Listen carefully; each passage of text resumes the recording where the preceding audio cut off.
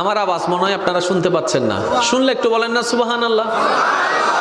রবকে খুশি করা একদম সহজ, কারণ আমাদের রব আমাদের জন্য দয়াকে উন্মুক্ত করেছেন, সাজাকে নয়।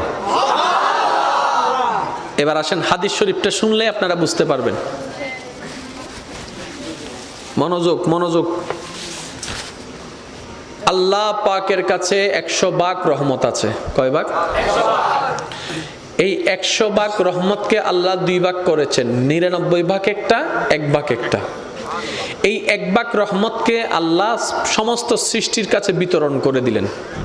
এই 1 ভাগ রহমতের কারণে মায়া সৃষ্টি, এই 1 ভাগ রহমতের কারণে আবেগ সৃষ্টি, এই 1 ভাগ রহমত থেকে মহাব্বত সৃষ্টি, এই 1 ভাগ রহমত থেকে ভালোবাসা সৃষ্টি। আর সেই ভালোবাসাটা কেমন দেখেন, সন্তান ডেলিভারি হবে, এই ব্যথাটা সহ্য